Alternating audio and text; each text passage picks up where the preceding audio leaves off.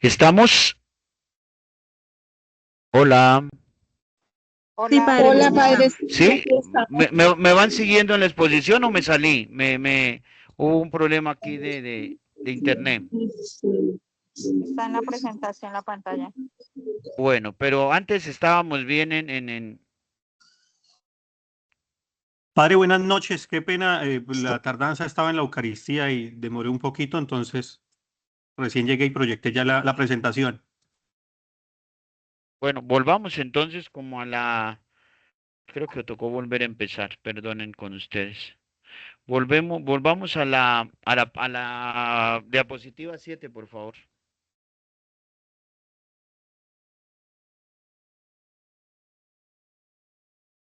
Listo, estamos ahí en la diapositiva 7. ¿Sí, Blancho? Todos estamos ubicados ahí en la diapositiva 7, sí. Sí, padre, está en Sí, la 7. señor. Bueno, entonces les decía que estos documentos la Iglesia los promulgó para proteger, para cuidar y para hacer más efectivos los procesos jurídicos, los procesos canónicos en la Iglesia. Entonces, el primer documento es el Sacramentorum Sanctitatis Tutela. Sus abreviaciones son SST, Sacramentorum Sanctitatis Tutela, el cuidado de la santidad de los sacramentos. ¿Qué es? Es un mutuo propio.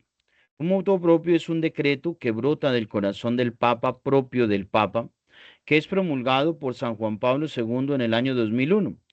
En el 2001 lo revisa también el Papa Benedicto XVI, perdón, en el 2010, y es actualizado por el Papa Francisco en el 2021. ¿Qué hace este Sacramentorum Sanctitatis?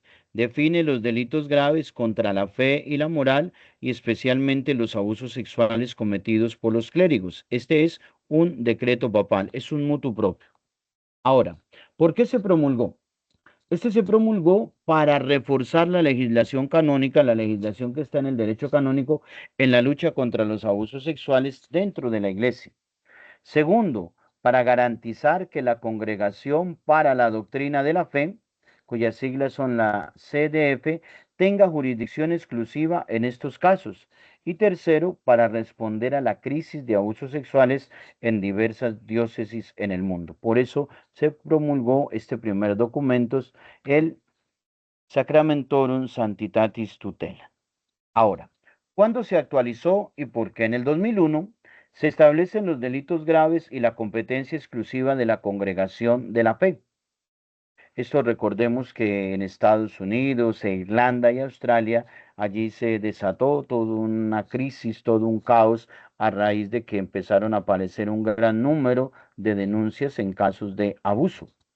En el 2010 se amplió el tiempo de la prescripción a 20 años, desde que la víctima cumple 18 años. Se incluyó la posesión de pornografía infantil como delito. Y en el 2021 se armonizó con la nueva reforma penal del libro sexto del Código de Derecho Canónico y se redefinió el concepto de delito contra el sexto mandamiento. Entonces, estas actualizaciones que va haciendo la Iglesia en estos documentos van yendo acorde a los tiempos, a las épocas y a las distintas legislaciones que van surgiendo en el mundo en torno a la cultura del cuidado y a la prevención del abuso. Ahora, ¿para qué sirve este documento? ¿Para qué sirve este mutuo propio? Primero, establece delitos reservados a la congregación de la fe, incluidos los abusos sexuales contra menores de 18 años y ciertos crímenes contra la iglesia y el sacramento de la penitencia.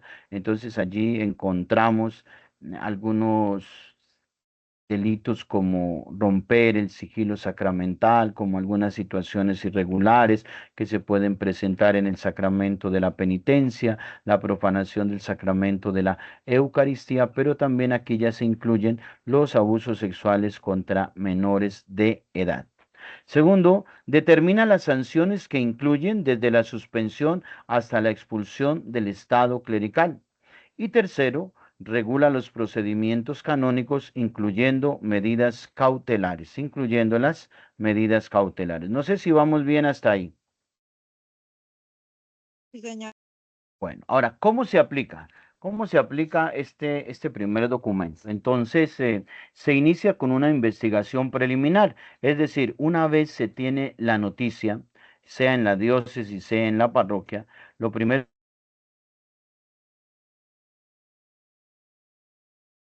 preliminar implica que el encargado de la diócesis, el obispo o el ordinario del lugar, como lo llama el derecho canónico, designe a algunos investigadores para que hagan la investigación preliminar.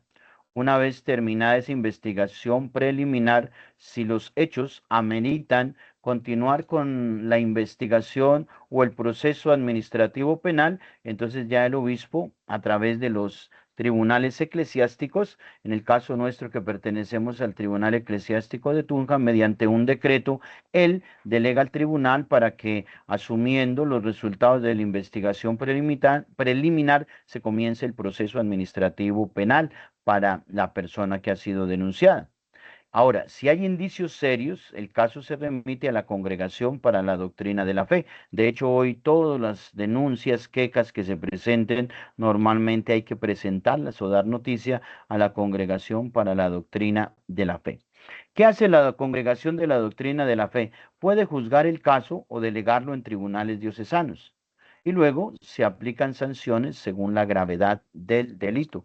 Por eso a veces no siempre una denuncia es sinónimo de un delito, hasta que se hace toda la investigación preliminar y la investigación preliminar da entonces unas conclusiones. Bueno, hasta ahí vamos bien en ir entendiendo. Esto lo vamos teniendo para que cuando vayamos nosotros en nuestras parroquias a organizar el marco teórico, ese marco referencial y ese marco legal, entonces cuando recibamos los documentos y eso sepamos a qué nos estamos refiriendo. Entonces, vuelvo entonces a recordarles que el primer documento se llama Sacramentorum Santitatis Tutela. Sacramentorum Santitatis Tutela. Vamos ahora entonces al segundo, que es el vademecum de la Congregación para la Doctrina de la Fe. Es el número, ¿sí? Vademecum de la Congregación para la Doctrina de la Fe. Ese es el siguiente.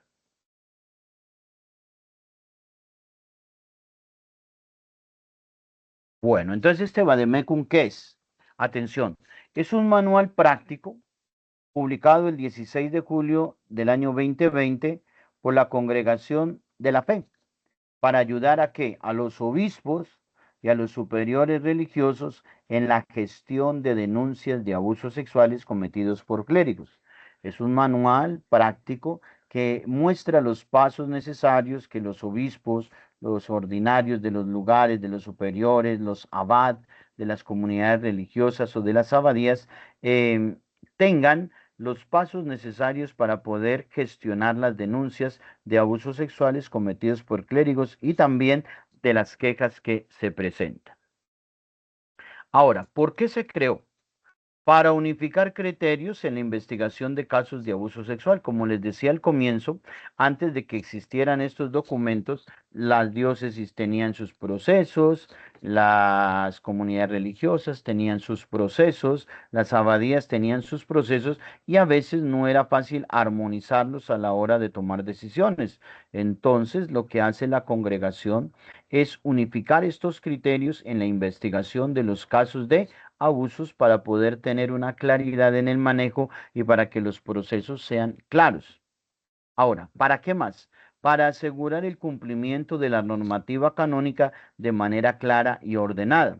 Resulta y pasa que en estos procesos los ordinarios de los lugares, los señores obispos o los superiores o los abads de las distintas comunidades, ellos no pueden tomar simplemente decisiones arbitrarias o unilaterales, sino que ellos tienen que mirar el derecho canónico, guiarse por la normativa canónica y cumplir unos pasos que la Iglesia en su sabiduría a lo largo de la historia ha venido formando, ha venido estructurando y hoy más que nunca le van dando esa claridad ordenada a la hora de tomar decisiones para los señores obispos.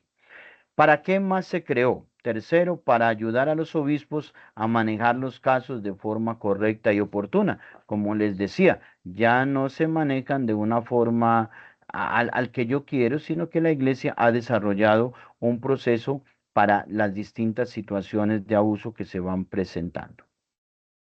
¿Para qué sirve? ¿Para qué sirve entonces? Dice, explica paso a paso cómo proceder ante una denuncia de abuso. Explica el paso a paso de cómo proceder ante una denuncia de abuso. Indica cuándo se debe informar a la congregación para la doctrina de la fe.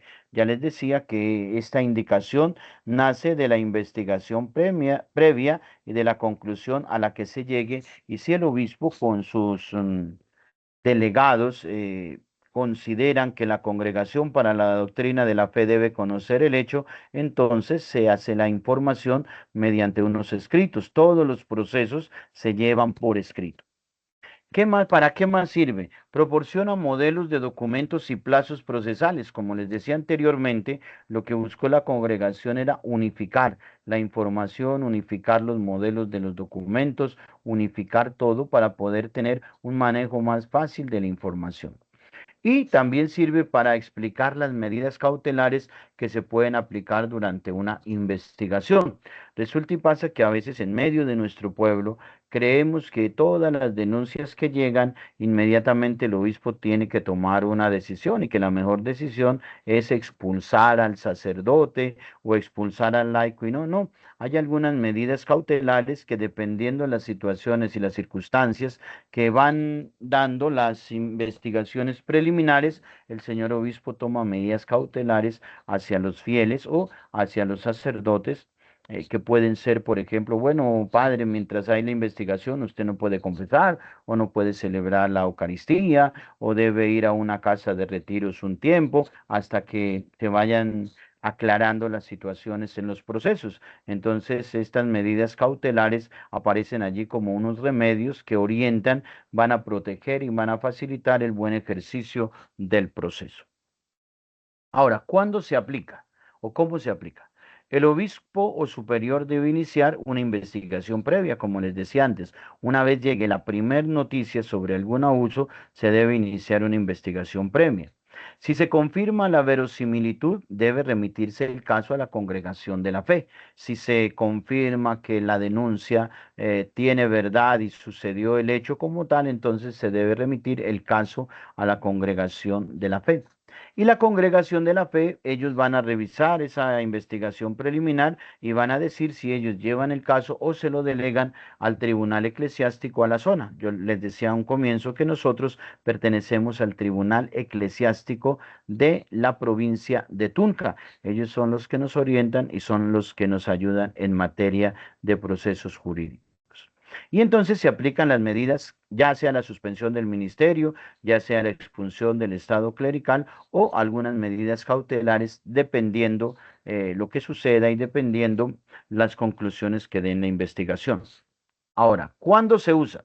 Atención, ¿cuándo se usa todo este proceso? Siempre que haya una denuncia de abuso sexual de un clérigo contra un menor, siempre.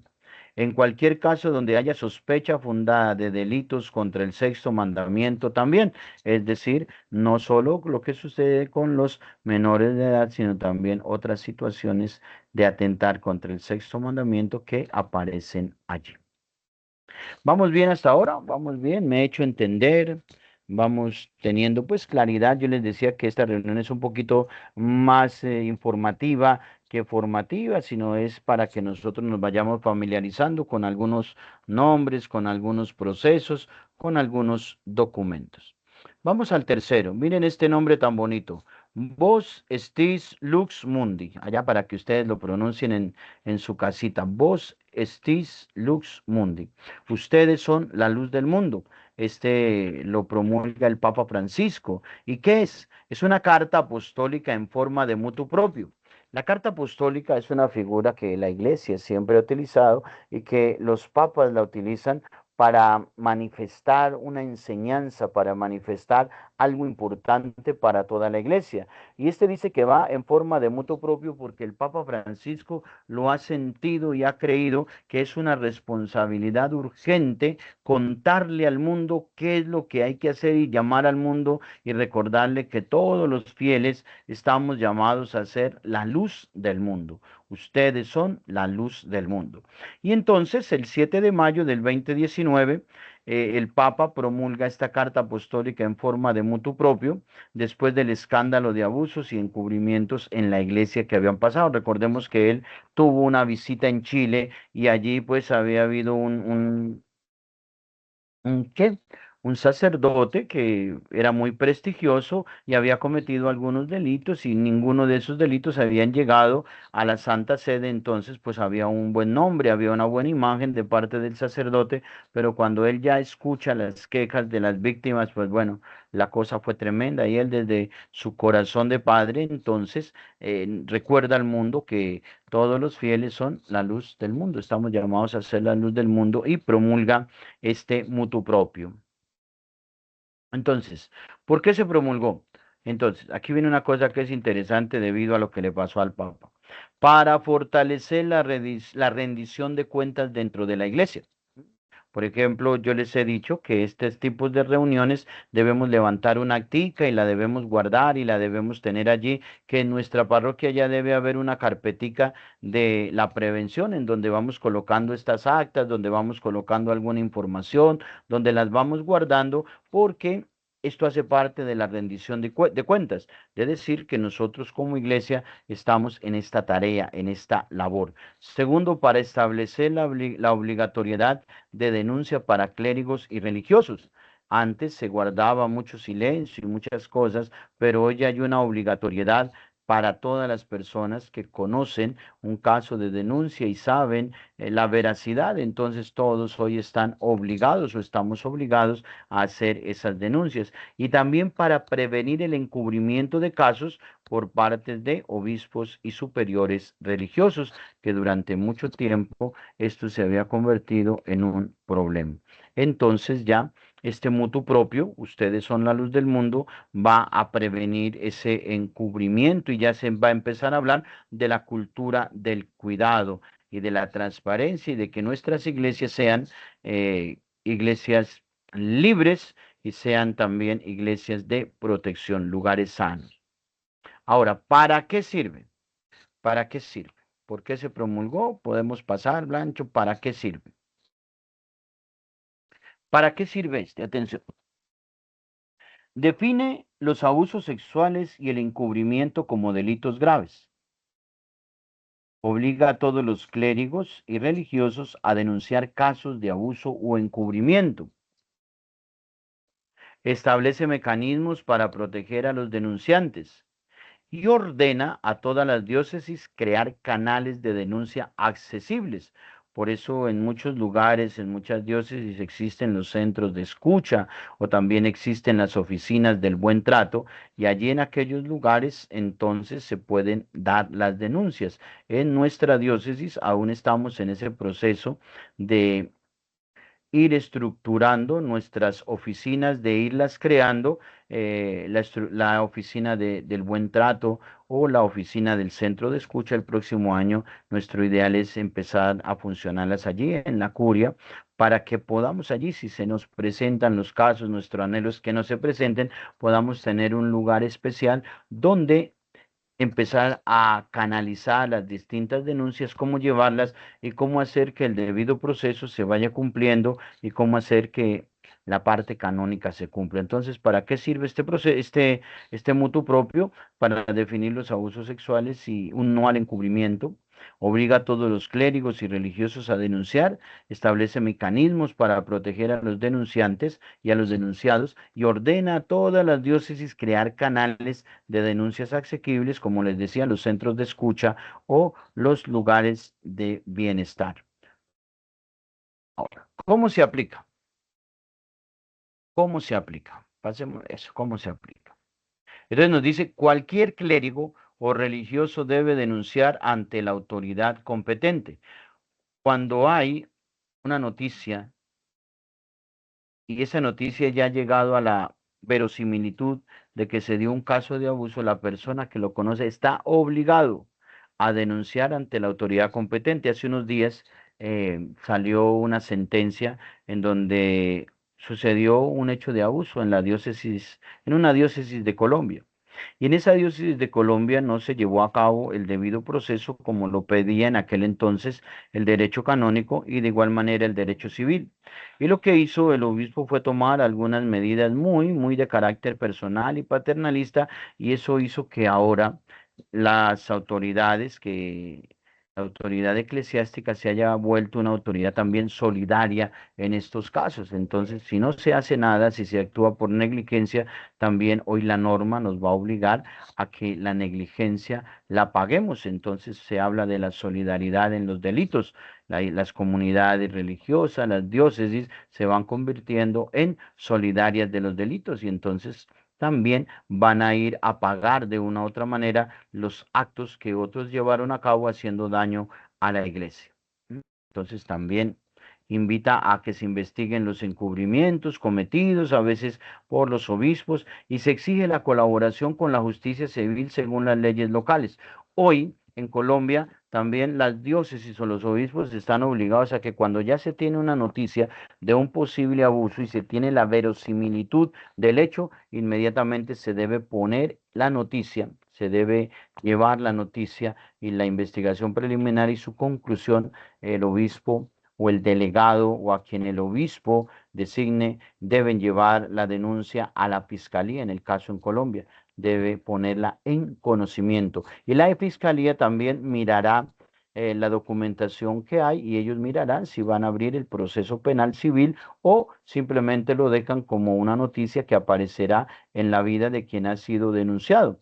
Ellos son los que tomarán la decisión si deciden pasar esos casos al juez para que el juez sea quien lleve a cabo los procesos y tomen sus respectivas decisiones dependiendo del código civil de cada país, cómo se aplica. Siguiente, ¿cuándo se promulgó? El 7 de mayo del 2019, con vigencia desde el 1 de junio de 2019. Se promulga, pero empieza ya a ser vigente a partir del 1 de junio del 2019.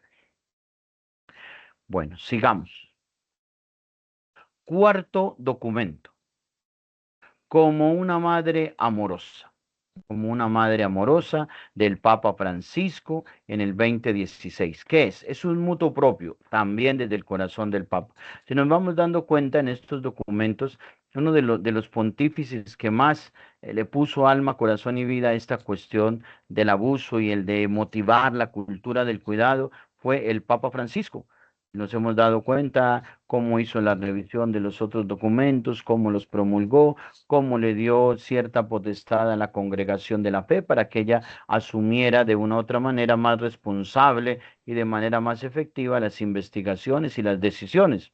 Entonces, esto que promulga el 4 de junio del 2016 sobre la remoción de los obispos que han encubierto abusos sexuales. Aquí llama la atención en que durante mucho tiempo quizá el obispo era como un personaje en las diócesis que era intocable. Ya a partir de este mutuo propio, el Papa Francisco va a llamar a la remoción de los obispos por encubrir estos casos de abuso. Ya en Estados Unidos sucedió con un obispo en una diócesis, de igual manera en España y en algunos otros lugares sucedió que eh, fueron quitados de su cargo como ordinarios y pasaron a ser obispos eméritos o a tener algunas responsabilidades en la curia, pero ya no a ejercer la vida pastoral en una diócesis como obispos ordinarios, sino más bien como obispos eméritos. Bueno, como una madre amorosa, ¿qué es? Es un mutuo propio. ¿Para qué se promulgó? Entonces, ¿para qué se promulgó? Eso. Entonces, primero, para garantizar que obispos negligentes o encubridores puedan ser destituidos. Pues da tristeza tener que decir estas palabras, negligentes o encubridores, porque las grandes avalanchas de denuncias que se tuvo allí en Estados Unidos, en Irlanda, en Australia, pues desafortunadamente tuvieron negligencia y se dio estos hechos de encubrir las cosas, entonces, para que puedan ser destituidos. Segundo, para reforzar la responsabilidad de los obispos en la protección de los menores. Para reforzar la responsabilidad de los obispos en la protección de los menores, de los niños, de las niñas, pero también de los adolescentes y de las personas que están en estados de vulnerabilidad. Ahora, ¿para qué sirve? ¿Para qué sirve? Define las causas de destitución de un obispo cuando actúa con negligencia grave. Es que en las diócesis no es fácil tampoco destituir un obispo. Tienen que haber unas causales y de igual manera se tiene que hacer un proceso.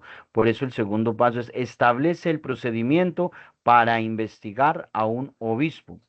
Y tercero, permite que el Papa destituya directamente a un obispo en caso de negligencia. La negligencia es una tentación que todos podemos tener cuando conocemos los casos y de pronto no hacemos nada, no actuamos o cuando a veces permitimos que ciertas situaciones se vayan dando en las diócesis y entonces no actuamos, no accedemos y las cosas se van poniendo complejas. Ahora, ¿cómo se aplica? Ya vimos cómo sirve, ahora, ¿cómo se aplica? Entonces, primero, si un obispo no actúa adecuadamente ante un caso de abuso, se abre una investigación al obispo. Recordemos que cuando se dé un caso de abuso hay algunos pasos que ya en otro momento miraremos, que es la ruta. Entonces, en esa ruta yo les decía, bueno, se hace la recepción de la denuncia. Esa recepción de la denuncia va al señor obispo. El señor obispo llama a la delegación o al grupo que allí en la diócesis esté, llámese grupo, llámese equipo, llámese delegación, pone de manifiesto lo que está pasando e inmediatamente elige un investigador y un notario, siempre son dos sacerdotes que empiecen a hacer la investigación preliminar. La investigación preliminar es un conocimiento breve de quiénes son los implicados, se hace una investigación, se hacen unas preguntas y dependiendo a lo que se llegue, entonces se toma una decisión y esa conclusión se le presenta al señor obispo y el señor obispo decide si lleva este caso a la congregación o con la ayuda y la luz del tribunal eclesiástico toma unas decisiones. Pero hoy todos los obispos están obligados a tomar acciones adecuadas ante los hechos, pero también ante las denuncias y desafortunadamente hay una serie de denuncias que muchas de ellas carecen de verdad. Entonces a veces es que me molestó que el padre no nos llamó, que el padre no nos tuvo en cuenta y entonces a veces en las comunidades se generan ciertas cosas que no permiten un buen desarrollo a los procesos y que generan también un gasto tanto jurídico como económico a la hora de hacer las investigaciones previas porque terminan siendo una mentira, pero hoy son necesarias. Hoy toda denuncia exige una investigación previa. Y si el obispo no lo hace, entonces al obispo le abren una investigación. Segundo, se le da la oportunidad de defenderse al obispo, claro, pero si la negligencia es obvia, es clara, se le puede remover del cargo. Y tercero, el Papa puede decidir su destitución sin necesidad de un juicio canónico. A veces cuando las pruebas son certeras y no hay forma de hacer procesos, el Papa puede decidir la destitución sin necesidad del juicio canónico. ¿Cuándo se usa? Ya les decía antes, cuando un obispo omite acciones ante abusos sexuales, cuando hay pruebas de encubrimiento o negligencia grave. Siempre aparece ahí esa palabra, la negligencia. Por último, entonces llegamos a la conclusión. Yo les decía que el encuentro de hoy es un encuentro muy informativo para que nosotros nos familiaricemos con algunos documentos que vamos a ir escuchando a la hora de que en las distintas parroquias empecemos a construir el marco legal y ese marco teórico que debe tener nuestros protocolos en cada una de nuestras parroquias. Entonces, como conclusión, estos documentos han sido clave en la reforma de la Iglesia para combatir el abuso sexual y el encubrimiento. Han establecido normas claras para proteger a las víctimas, obligar a denunciar, sancionar a los culpables y encubridores y garantizar que los procedimientos sean justos y efectivos. Garantizar que los procedimientos sean justos y sean efectivos. Entonces, esos son en materia jurídica lo que la Iglesia a lo largo de estos años, ya nos dimos cuenta que viene desde el 2001, casi 25 años, pues ha venido desarrollando, ha venido pensando, ha venido mejorando y bueno, se ha puesto manos a la obra para ir promocionando la cultura del cuidado, la cultura de la prevención y también para luchar contra el encubrimiento y la negligencia que a veces se puede presentar. No sé si hasta ahí me hice entender, si algunos de ustedes tienen algunas preguntas, quieren hacer algún aporte.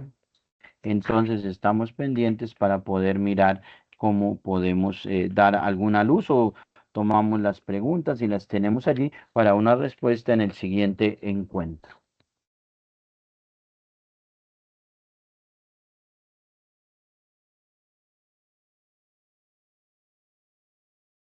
Padre Wilson, yo sí tengo una pregunta sobre este último documento como una madre amorosa que nos habla sobre la remoción de los obispos o define las causas de institución de aquellos obispos.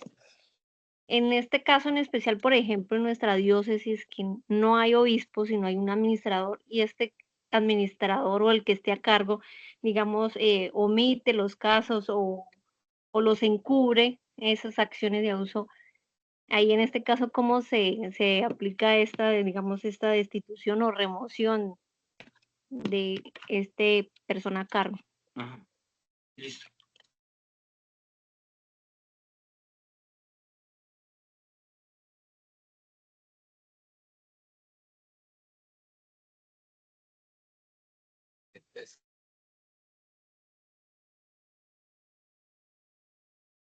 Bueno, vamos a dar respuesta entonces. Mire, el administrador diocesano en la diócesis, aunque no tiene las mismas facultades que tiene el obispo, como representante legal, él tiene las mismas responsabilidades que el obispo.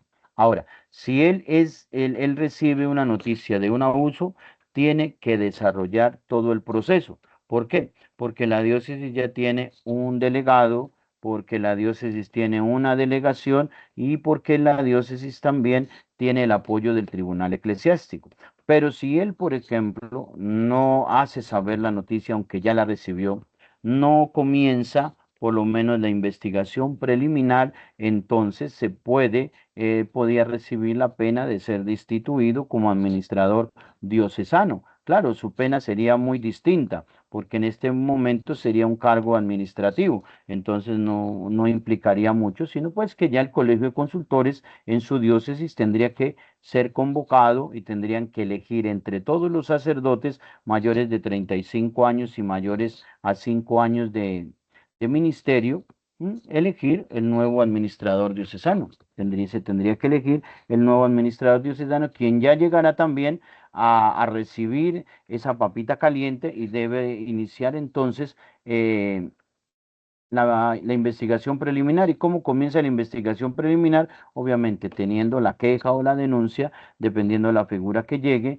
y él debe nombrar dos sacerdotes que conozcan de derecho canónico, que estén empapados de esta temática, y a uno lo nombrará instructor y al otro notario, que se encargarán de hacer la investigación preliminar, de recoger las pruebas, de tener los testimonios y mediante ello hacer una primera conclusión. Una vez terminada esa primera conclusión que diga que los hechos narrados tienen verosimilitud, entonces él, mediante un decreto, nombrará o delegará al tribunal eclesiástico, en estos casos el tribunal eclesiástico de Tunja o a otro tribunal si él lo considera, pero en el caso nuestro con Tunja, entonces él delegará allí a los que estén encargados en el tribunal para ser instructores, para ser notarios y ellos llevarán a cabo la debida investigación. También si la investigación tiene verosimilitud, se debe poner la noticia a la congregación de la fe. Todo esto va a ir por escrito.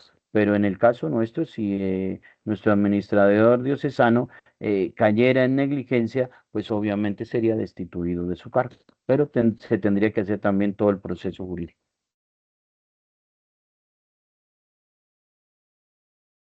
No sé si alguien más quisiera. Padre, muy buenas noches. Buenas noches. Padre, le quería hacer una pregunta. Veo que todos estos libros, hace poco fue que salieron con el Papa Francisco. eso se pueden adquirir, se pueden Sí, descargar, claro, están en ustedes idioma pueden español. entrar a todos, estos documentos son de libre acceso, ustedes pueden entrar a Internet, a la Biblioteca del Vaticano y ahí los encuentran todos, los encuentran en latín como salen en su idioma original, pero también ya están en español, usted simplemente entra a las páginas católicas o aún en Google, usted lo busca y ahí puede entrar a los documentos no tienen ninguna prohibición al acceso, son de materia pública porque el Papa Francisco también lo quiso así, que todos los fieles que lo quieran conocer pueden acceder a esos documentos, los pueden leer. Son muy corticos, son, bueno, en algunos el lenguaje es un poco denso, pero son muy corticos y son muy puntuales.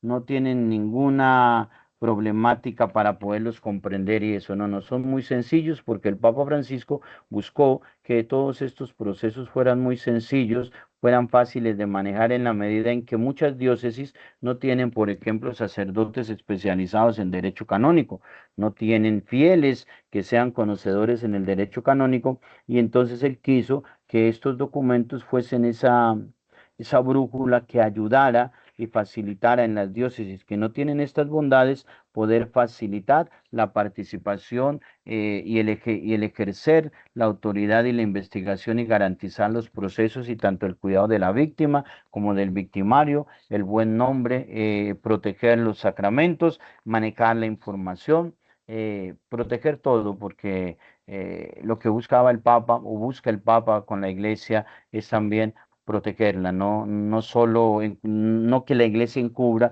sino que proteja a sus hijos como una madre amorosa, como él mismo lo decía. Pero nuevamente repito, todos estos documentos usted puede encontrarlos en las páginas de vaticano.com, ahí puede encontrar claritos todos los documentos y los puede descargar porque están en PDF para que usted también los pueda tener y los pueda sacar en Word o los pueda tener en una letra más grande. Todos son manejables, son textos manejables.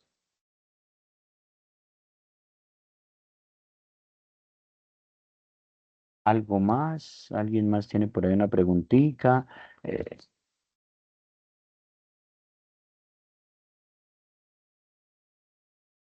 no me dejen solo, no me desamparen ni de noche ni de día. No, señor padre. No, Ah, todo bueno, bien, mi aquí doctor. estamos pendientes. Estamos acompañándolo.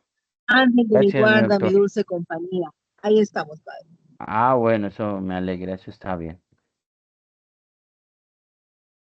Pues, agradecer su presencia, el estar aquí en esta reunión. Lo que yo les decía al comienzo, pues esta reunión tiene más un tinte informativo, pero si algunos de ustedes quieren profundizar en los textos y en los documentos, bien, lo pueden hacer ya de manera como más puntual para nosotros. Yo les invitaría a que pudiéramos mirar si ustedes pueden acceder a Sacramentorum Santitatis Tutela y también al Vos Stix Luz Mundi. Ustedes son la luz del mundo para mirar los procesos a los cuales se nos invita y cómo poder actuar y ser agentes activos de protección, de bondad y al mismo tiempo del cuidado, ser promotores de la cultura del cuidado, que es lo que verdaderamente nos está pidiendo la Iglesia, más que ser investigadores o más que ser jueces. No, no, no, lo que nos pide la Iglesia es ser luz del mundo y ese ser luz del mundo es que nosotros seamos protectores de los menores,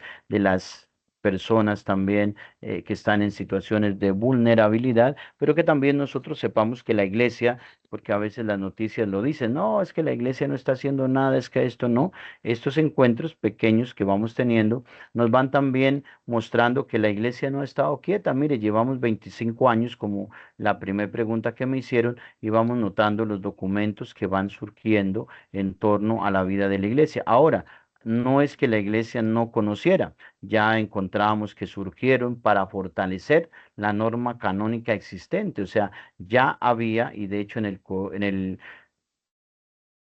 el Código de Derecho Canónico, allí en el libro de procesos y penas, está todo lo que se debe hacer en torno a situaciones que desdicen de la ministerialidad y que atentan contra la santidad, la unidad y la comunión de la iglesia.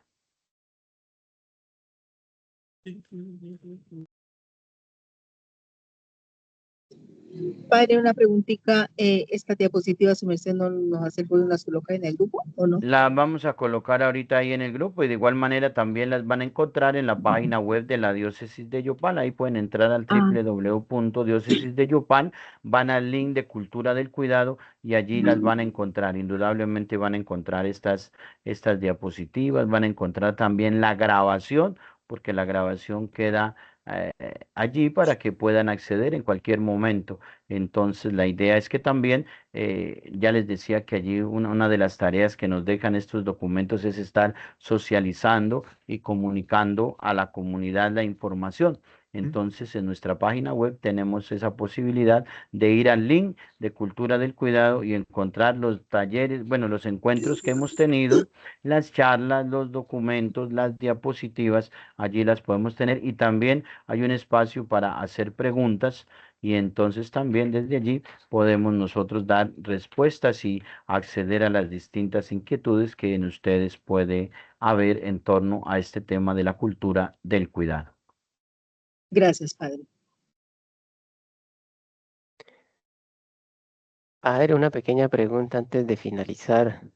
A ver, Es que no me quedó claro la planillita de la carpetica que estamos haciendo aquí en la parroquia. Su merced ha hecho que había que cambiarle el logo, pero sí, esa planillita, ¿dónde quedó al fin o dónde es que se descarga? ahí ustedes las pueden descargar o igual yo les decía, ustedes pueden escribirme, bueno, si quieren tomen mi número y me escriben por favor y yo les reenvío la información.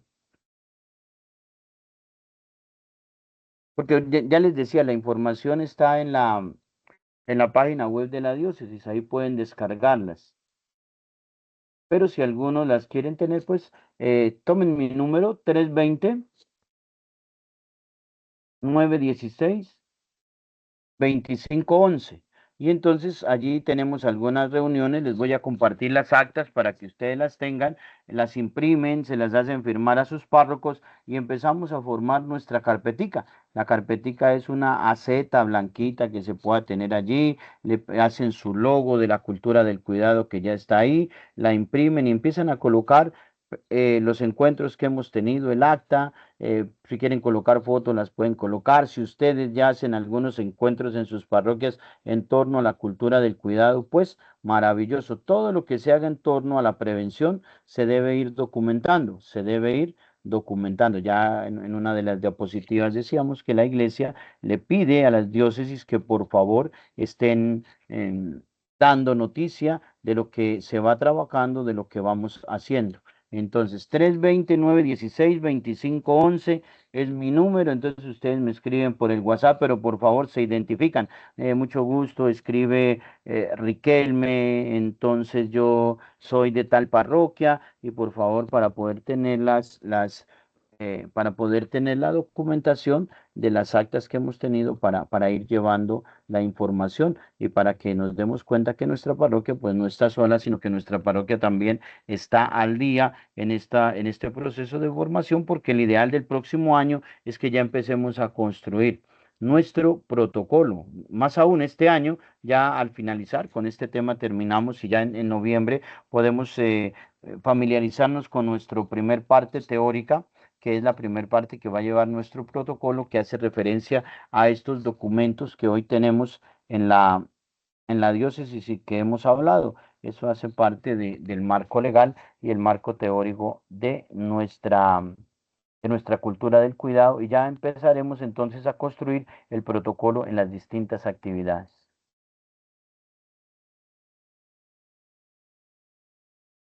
¿Alguien más quiere hacer alguna pregunta? Ya tienen por allá mi número. Vuelvo y lo repito, 320-916-2511.